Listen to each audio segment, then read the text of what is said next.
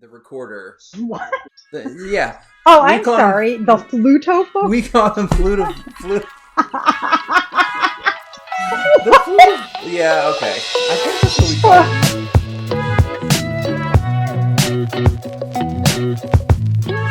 All right, we are back for another episode of the Story Table. Glad you're here. Sarah, how's it going? Good. How are you doing? I'm good. So I have a season. confession. I have a confession to make.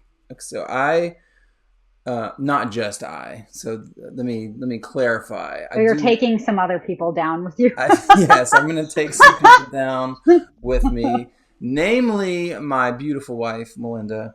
So I don't even know how long the show has been on the air, but we were actually watching The Bachelor last night, and I'm sitting there, and I just had this moment where I'm like, what are we doing? Why are we watching this again? I don't like this dude.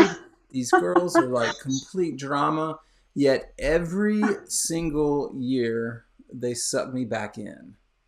And it got me thinking about like guilty pleasures. One of those things that you do, and you have to be honest with yourself that you do enjoy it, but you feel kind of ashamed or embarrassed, or it's like I wouldn't want everyone in the world knowing that I watch The Bachelor. Although now I've told millions of listeners to our podcast that I enjoy The Bachelor.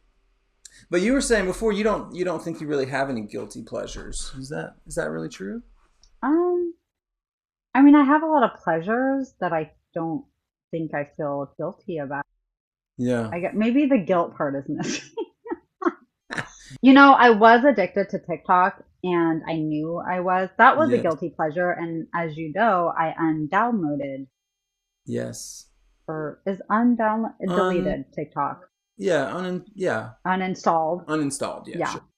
Yes, I uninstalled it because I don't know if I felt guilty so much as I just felt so unmotivated and worse after watching TikTok.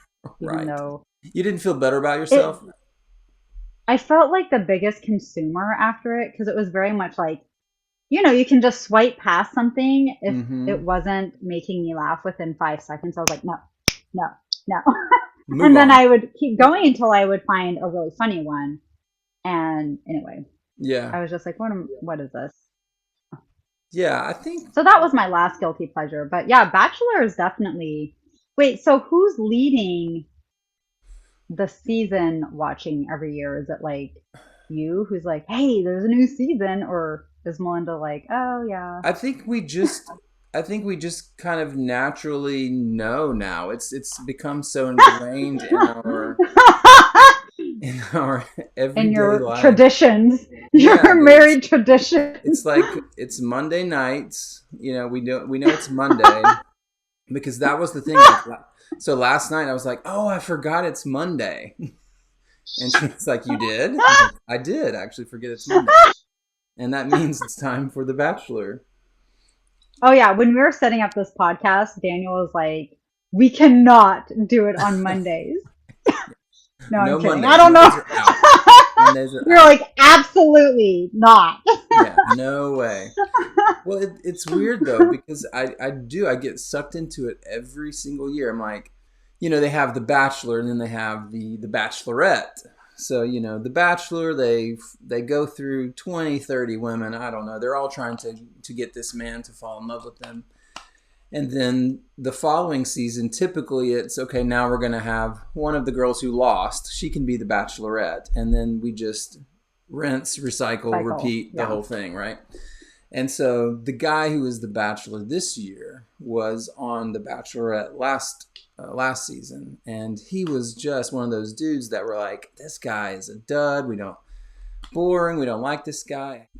I'm like, we're not going to watch this season. And then here we are. We're down to the final 4 or 5, and we're still into it. So I think it's one of those things that, we watch it, enjoy it. I feel ridiculous. Another thing that happened to me too, I don't think this is a bad one, but so last Tuesday, Maddie Max and I, we went to a concert in town here.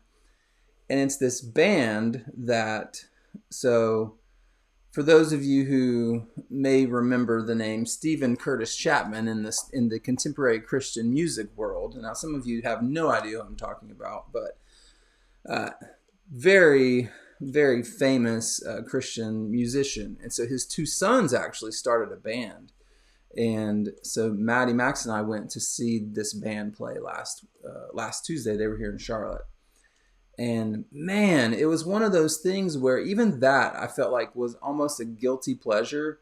And why I say that was because I felt really bizarre being there, because it's like these guys who are in their 20s and they're just this really amazing musicians, a great band. But I'm like, Yeah. I felt so old at the same time. Like, am I allowed to enjoy this because I'm an old man?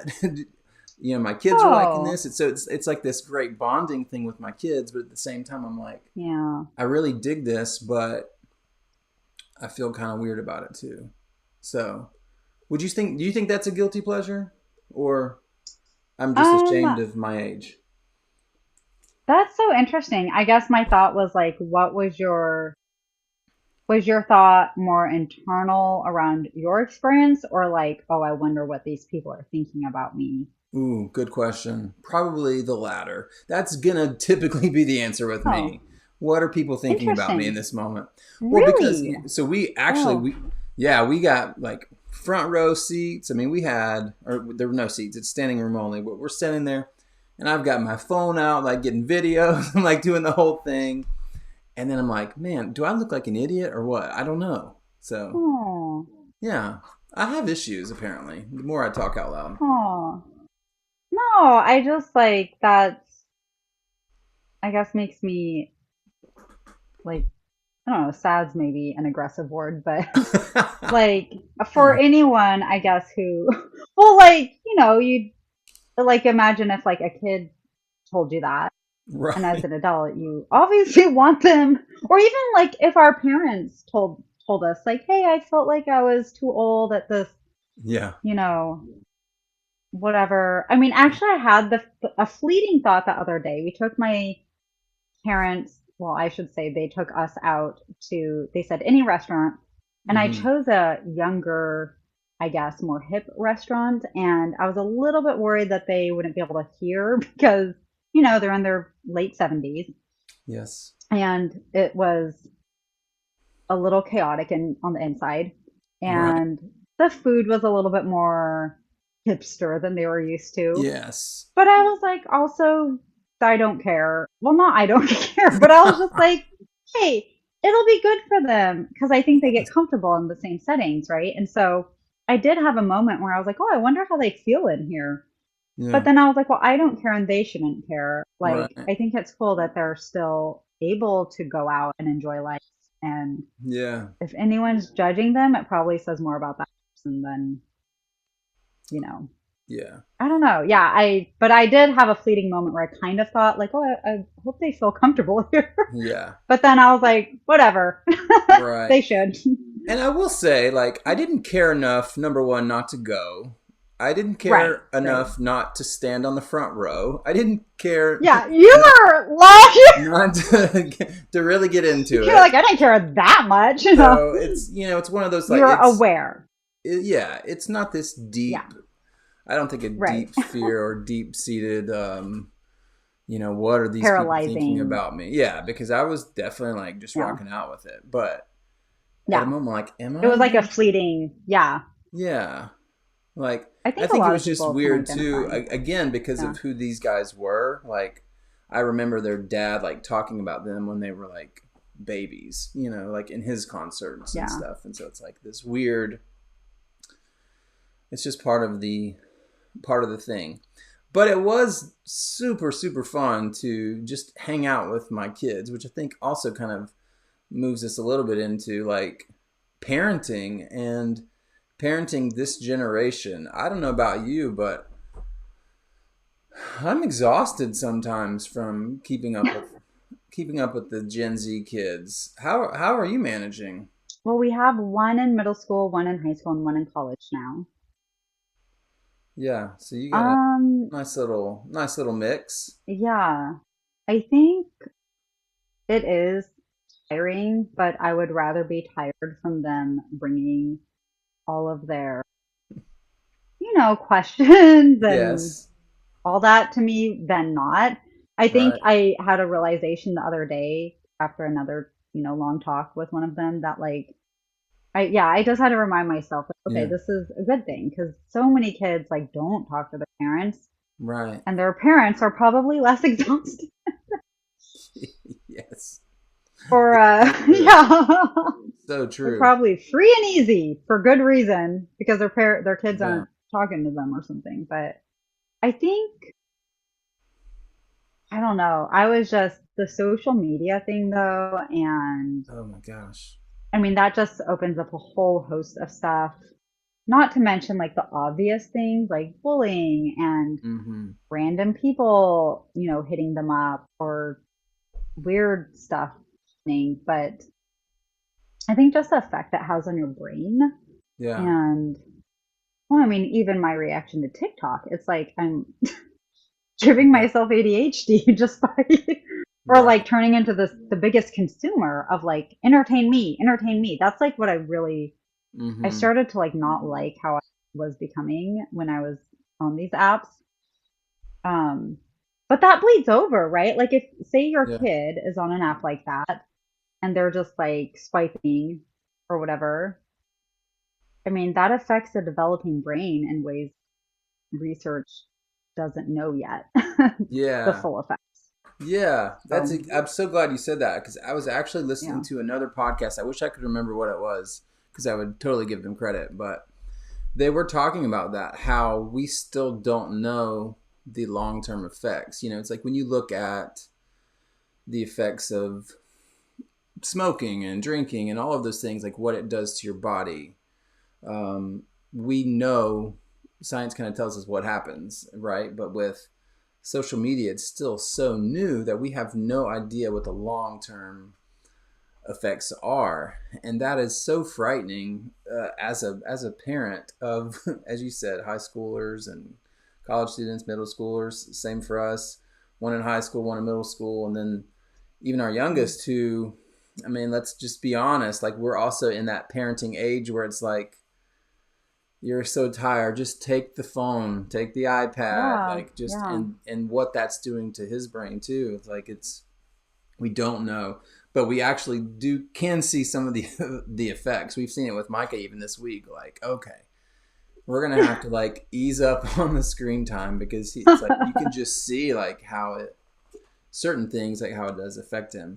It's funny, talking about social media too. Like we were at this concert and we took some friends with us, and I'm standing there and so I'm watching kind of the people around me, and I see this one kid who also on the front row, but he's not really like participating like in like the concert. He's like on his phone, like, and I don't even know Oh. what app this kid was on because I mean, but his fingers and thumbs are moving so fast, and he's like sending picture and texting this person or messaging. I had no idea what was happening, but I'm like, number one, like the front man is like gonna call you out because he's like within 3 feet of you. He's gonna be like, dude, like we're up, we're up here. Yeah. But even like to see the effects of that, like you're so engaged in this device that you can't experience something else. And it was really funny.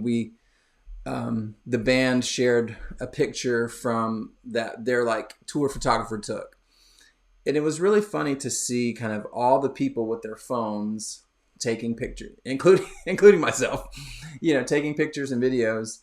But then Max was there, and we have not given him a phone yet. He doesn't have a phone, but it was cool to see him like Oh. totally engaged, like looking, smiling, like into this experience without a phone in his hand. I'm like, okay, like we haven't completely screwed him up by not giving him a phone. And there even is that fear as a parent sometimes, like, well, every other kid has a phone, so we have to give, our 14-year-old one. Yeah. Well, we don't have to. Like, Good for you.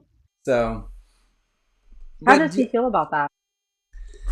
I, it seems he seems to be okay with it. I don't know for sure. He has the ability to like connect with friends and stuff. Like he plays video games and that sort of thing, and so he has the ability to communicate with them in other ways. But as far as a phone, we've just decided not yet. Um, so he seems to be okay with it. I'm deep down, I don't know. He's more of not doesn't express himself as much as our other two, but kind of keeps it in. But I think he seems to be okay with it. Yeah. But I'm sure there are moments where he would, like to have one for sure. But I don't. I mean, do you think that social media and just that you think that is like the biggest thing that parents are facing now? I kind of do. But what do you think? Yeah, technology in general. Okay, my sister and I were talking about this, and she was talking about how this little girl is being mean to her second grade daughter, this Yeah, other second grader, and right in front of her eyes. Super mean stuff. yeah, And she said, I remember when we were young, Sarah, like, there is no way we would ever say this stuff right, to anyone, much less in front of an adult or a parent. right, Like we just had the fear of God in us. And not even that. I wasn't like so much I was afraid. I just kind of was like, that's just not what you do. Like right. you don't talk to people like that. And she was like, I was I have seen, and she has also seen more and more people who just it's a mix between maybe the parenting styles Mm-hmm. of millennials and then Gen Z kids. And I don't even know because I was saying, listen, we grew up with boomer parents. Mm-hmm. I'm not saying all of it was like, you know, perfect parenting or whatever. Like, of Yeah. course, we'll take things from it that we want to replicate, then keep Mm-hmm. some other stuff out. But that was one thing. I just was not sassy to my parents Yeah. or to other kids, honestly. I was never like, nah, Yeah. okay, maybe the nana and boo boo, but like I wasn't like putting them down. I wasn't like you suck or like Yeah. you're fat or whatever. Like I Right. just would never it would never cross my mind. I was saying it's a mix of like different parenting styles as well. Mm-hmm. Because as much as like we joke that we're turning into our parents, like we're not. Like we have our own parenting Yeah. style, and Yeah. I think it's more collaborative than Right. boomer parents for sure. It's not authoritarian. Um, Definitely. and there's kind of good things and bad things that come with that. Yeah. For sure. Like our kids are definitely talking to us about different things than I would ever have talked to my parents about. Mm-hmm. But with it comes more maybe opinions or Yeah. I don't know, just How do you how an do you open feel door. like that you have been able to foster an environment for your kids to talk? Like what is maybe you have like tips for people even, because I feel like we've tried that too and with some success, but kind of from your perspective, like how did you kind of make that shift? Like you said, to get your Hmm. kids to be more open, maybe than you were, or at least create an environment where they could. One thing that we've always stressed is like, and whether it is received correctly or not, but Sure. we always have your back. Like, Hmm. even if like there's a consequence from something, Yeah. we have your back. And so it's not like you're going to tell us and you're going to be shunned or like Hmm. cut off. We have your back in whatever form that looks. I mean, I definitely have like opinions about things. I mean, we were just talking about this with one of my kids who listens to this podcast about an opinion I had about his teacher that I just thought the behavior was not appropriate. Hmm. Nothing alarming at all, but just lacked awareness on the teacher's part. And Yeah. um, I had said, listen, these are the options of what we're going to do. My parents there would be no options, first of all. Yeah.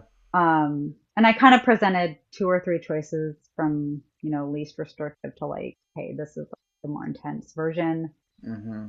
I'd like to think that, nothing, like he's like a great guy, but also Yeah. there's this, we talk through things. I remember my parents saying just like, because I said so. And Yeah. that's like not an answer that or I think you tell your kids, right? Like, I Yeah. don't think I've ever used that phrase. Maybe Uh, once. I don't know. It just yeah. doesn't, If so, you it know. was not on purpose. Right, right. Like it's But yeah, not, I but mean, not my thought parents through. literally use that for everything. Right. Everything.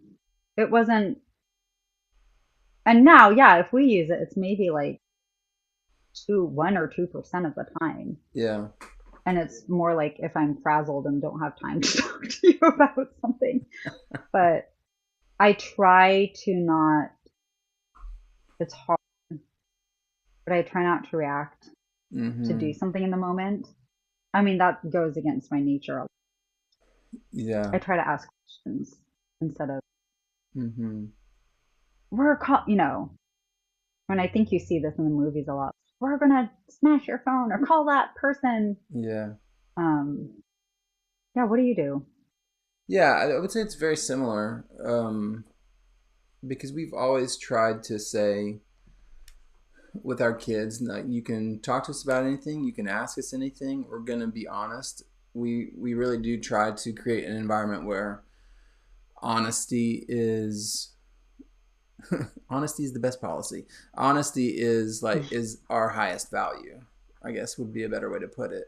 Like, we Hmm. value that above everything, um, Yeah, and so expecting that if you ask us something, we're going to be honest, and if we want you to be honest with us too. And of course, we all have our moments where we fall short of that, but we give grace, and also ask forgiveness, and like you said, hey, we got your back. Like, we always are looking out for you. Like, you are your best, even if you yeah, don't see it that way. Like, that is our intention always. um, and so I would say starting there with that and honesty, but then too trying to I think I remember Melinda talking about her dad and how he really wanted to be a yes parent, as far as if we can make it happen, like, yes. And my nature is to start with a kind of a no, more, and not from a negative place, but especially because of my personality, I want to think through everything before I just blindly throw out a yes. It's like I want to think through, okay, if you're asking to do something, let me think through the steps, and how sometimes that's received as no or shutting it down. So I do try to say, okay, let me think about this. I think it should work, but let me just make sure, think through everything. So to give them the freedom to know that I trust you, that I expect that you're going to be honest, all of those things. Outside of that, it is just trying to um, balance the parent and the friend thing a little bit. Like, I really do want to be friends with my kids too, like, to find out what they're interested in and be interested in those same things. Sometimes it's easier said than done, when it's like, okay, I don't know what you're talking about. Like, I think we talked about the Pokemon phase. Like, I don't I don't understand any of this. Um, I'll try, but I don't get it. It's a little easier, honestly, for me now because Maddie and Max both are super into music, and so, like, we've really yeah. bonded with that. So that's been That's so helpful. cool. I've kind of had it, like, easier from that perspective. Yeah, Um, but that yeah, is trying so to find the cool. things that they're interested in and be interest be interested in those things too. It's like, because then when you're interested in something, hopefully they'll reciprocate that. And sometimes that Yeah. interest is like, hey, don't go down that path. Like, I'm interested in your well-being right now, and so we're gonna come this What I am direction. interested in is um, So we don't get that right all the time, but we definitely try. And I think a big thing too is just for Melinda and I to be on the same page. Like, and so Yeah, if we're not, we have to kind of have those conversations to say, okay, let's make sure that we're on the same page, we're on the same team, and we don't see this differently. I'm always more of a can see things from all perspectives. So I see where, okay, I definitely understand you where you're coming can. from. Yeah, Like you need a phone or need social media. I understand that, but here is the other side of it, and yeah, I think that's been helpful. I hope it has been. Um, yeah. I feel grateful that we have good kids and they um, seem to love life. But the parenting styles, that's a tricky thing too for us because we're living with Melinda's mom right now, and so that even in of itself presents just another set of challenges. There's a lot of goodness obviously in that, but there's also another layer of that's not how we were parented or how she was parented and how we parent Right. now. It's different styles, and it's not Yeah. always seen or understood or maybe appreciated. Right. um, Yeah. so that's just another layer. But our kids, for the most part, I think have adjusted to that too. We'll see about Micah. I don't I know. like, yeah. Jury's out with him, but I like what you said about being interested in what they're interested in because I think that really is important if you're bringing it back to specifically Gen Z. yeah. We are so much about celebrating your interests and your individuality. And part Hmm. of that is not just doing that, but being interested in what you're interested in and Yeah. taking a genuine interest. And, my parents were interested, but not on that level, not on like a Yeah. side by side level. Hmm. It was kind of just a general, like, Yeah. so sports, and I'll show up and I'll be there. But like, Yeah. I don't know. There's also, yeah, it was just like kind of different. Some of it is, I don't even know if it's like an age gap difference because Hmm. part of my experience with my oldest, at least, is that we were 21 years apart. I Hmm. was a pretty young parent. I could see a lot of my youngish parenting ways. But now I also just see that as like, oh, that's just being a millennial parent. Yeah. Like at first I was like, oh, it's an experience. I was so young. And then I was like, whoa, no, every kind of millennial parent's like that. Hmm. Um, but the thing about having their interests, like genuinely, I think that really closely aligns with like having their back. Yeah. Um, because you truly are like invested. Hmm.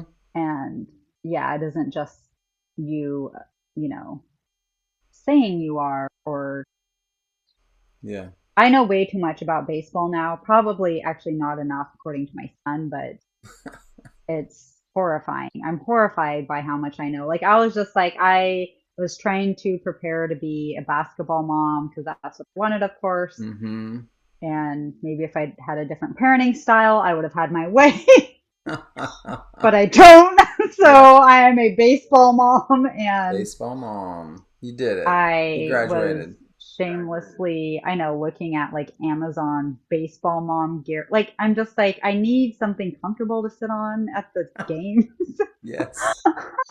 Yeah. and like snacks.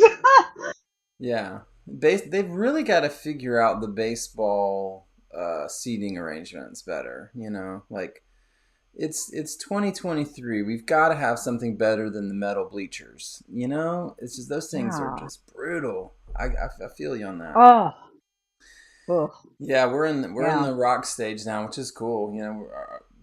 Max, because he played baseball for a little bit, but now it's like he just doesn't have interest in that anymore. But he is like guitar all day long, and it's great. That is And so cool. and at the same time, it's like, man, that amp is really loud. but but I Yeah. will say it's much better than the flutophone days, right? The recorder. What? Yeah, Oh, we I'm call him sorry. The flutophone? we call him flute. The flute. Yeah, okay. I think that's what we call him You in have our to little say it in a Christian high school. pitched voice. Phone. Yeah, it's flutophone. Yeah, the recorder. His phone. We've moved past the recorder, so it's not as simple as that for sure. Oh Yeah, no. kind of last thing on the parenting. I do think it's good to be reminded, like the resources that we have too are just sometimes it's almost too much. I know, like for my parents, they did the best they could. Like they were parented, from their experience of how they were parented, and the good, the bad, the ugly that came with that. You know, and so I know some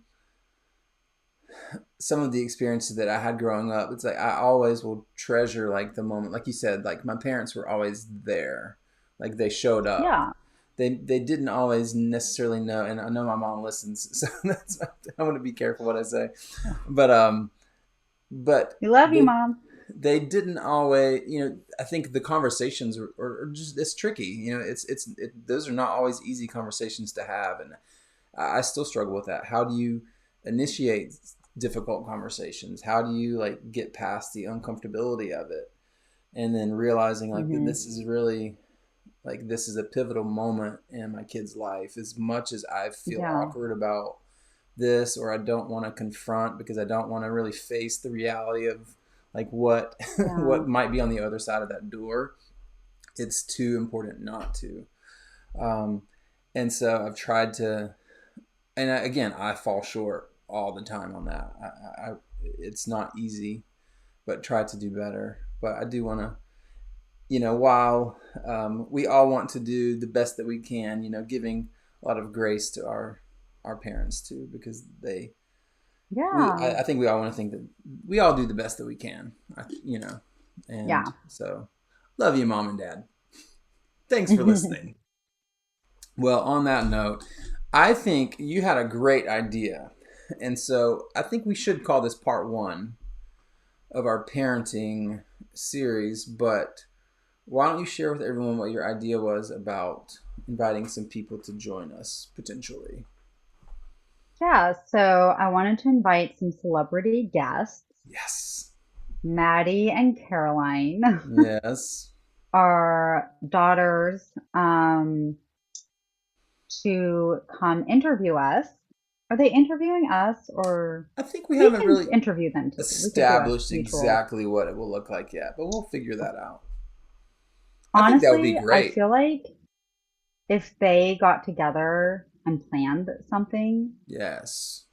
and hosted it and made Love it some it. sort of parent-daughter thing, they could just take us for a.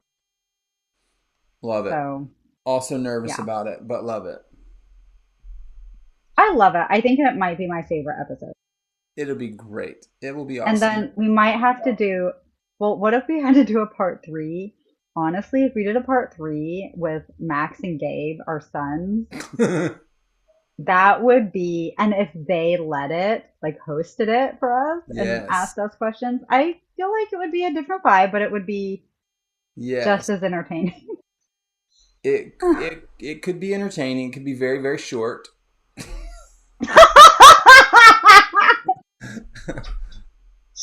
All right, guys. You, you know. All right, that was a good one. Good You question. know, I have a few questions that might get Gabe really going. Yeah. Um, but I agree, it might be a shorter episode. Yeah. Oh well. Well, this has Uh, been fun as always. So let's look forward to part two. How about it? I like it. I'm excited. Cool. All Cool. right, Sarah. Well, great to see you as always. Hey, let's go be good parents. What do you say? Yay. Is that your benediction? That's my prediction. All right. See ya.